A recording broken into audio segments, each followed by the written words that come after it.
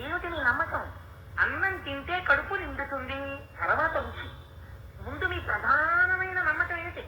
అన్నం తింటే కడుపు నిండుతుంది, అందుకు నిండుతోంది ప్రధానంగా. లేదు, దాహం ఇస్తోంది, kasi నీళ్ళు ఇవ్వే అన్నారు. నీళ్లు తాగితే నీ కడుపు నిండుతుంది, మీకు నమ్మకం. అందుకని మీరు నీళ్లే తాగుతున్నారు. ఇప్పుడు దాక్కూడదా? నీళ్లు తాగితే కడుపు నిండుతాయింది మీకు పరమ నమ్మకము. మీ దగ్గరికి ఎవరైనా వచ్చి కానీ నీళ్లు తాగితే నిజంగా దాహం చేస్తుంది ఏంటంటే అన్నాను అనుకోండి, పెచ్చాడో 25 ప్రశ్నలు అంటాడు. ఎందుకని? మీకున్న విశ్వాసము ముందు ఆ ప్రశ్న మీకు చాలా అసహ్యంగా కనపడుతుంది. నీళ్లు తాగితే దాహం తీరుతాయేంటి? ఆ ప్రశ్నకి మీరు జవాబుని విడమరిచి, దాహము అనగా ఇది, దాహము తీరుటకు నీరు అనగా ఇది, ఆ నీటిని గుటక గుటకగా తాగుతుండగా లోపలికి వెళ్ళినటువంటి ప్రతి గుటగా దాహమును ఇలా తీర్చను, ఇన్ని నీటి చేత ఇంత దాహము తీర్చను అని లా ఆఫ్ ప్రపోర్షన్స్ తో మీరు ఏమైనా ప్రిన్సిపల్ ఆవిష్కరణ చేస్తారా? ఏం చెయ్యరు. దాహం తీరే వరకు దాని గురించి పెద్ద ప్రతిపాదన ఏమిటి, సిద్ధాంతం ఏమిట్రా? అసంగతం. అది దాని గురించి చర్చ ఏంటంటారు. ఎందుకని అంటే లోకానుభవం, దానికి పెద్ద విషయం ఏంటి అంటే మీ నమ్మకం. నాకు కొడుకుంటే బాగుండేదండి అంటారు. అలా వాళ్ళ అబ్బాయి చూడలేదండి, మరి ఓ నమ్మకం. కొడుకుంటే చూస్తాడంటే ఓ నమ్మకం. అందుకని కొడుకుంటే బాగుందండి.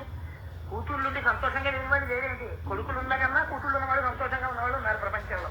అయినా ఓ కొడుకుంటే బాగుందండి అని ఎందుకంటున్నాడు అంటే ఓ నమ్మకం. కొడుకుంటే వాడు మన దగ్గర ఉండేవాడు కదండి, కూతురుంటే వెళ్ళిపోతుంది కదండి. అల్లుడు కొడుకు కన్నా చూసిన వాళ్ళు ఉన్నారు ప్రపంచంలో, కానీ నమ్మరు. విశ్వాసమే అది. కొడుకుంటే తలకొలు పెడతాడు, వాడి దగ్గర మనం ఉండు. వాడి దగ్గరికి మనం వెళ్ళడం కాదు, వాడు మన దగ్గర ఉంటాడు, వాడి దగ్గర మనం ఉంటాం. ఓ నమ్మకం. శ్రద్ధ అంటే కూడా అంతే. రావణాసురుడు వేదం చదువుకున్నాడు. వేదం చదువుకున్న వాడికి ఏం తెలియాలి? ప్రవర్తన తెలియాలి.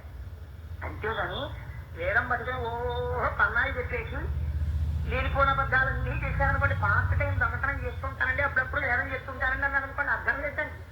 అంటే పార్ట్ టైం దొంగతనం చేయండి, వేదం పన్నం చెప్పడం రెండింటికి ఏమైనా సంబంధం ఉందా? ఏంటి ఎక్కడో చామర్లకోటలో జేబు దొంగతనం చేస్తూ దొరికాడనుకోండి, పోలీసులు పట్టుకుని 4 లెంపకాయలు కొట్టిన తర్వాత అద్భుతంగా స్వరంతో వేదం చెప్పాడు అనుకోండి, అదేంటే అలాగే వేదం చెప్తున్నావు, అంత బాగా చదువుతున్నావు, ఎందుకే మరి దొంగతనం చేసామన్నారు అనుకోండి. అంటే ఒకటండి, నేను ఆషాఢ మాసం, శ్రావణం, భాద్రపదం, దక్షిణాయనం అంతా వేదం చెప్తాను, ఉత్తరాయణం అంతా దొంగతనాలు చేస్తాను అన్నాను అనుకోండి. అది పైకి వెళ్ళడానికి దక్షిణాయనం వేదం చదువుకోవడం అన్నది, ఉత్తరాయణం దొంగతనం చేసుకోవడం అన్నది రెండు కలిలో చాలా అసహ్యంగా ఉంటుంది.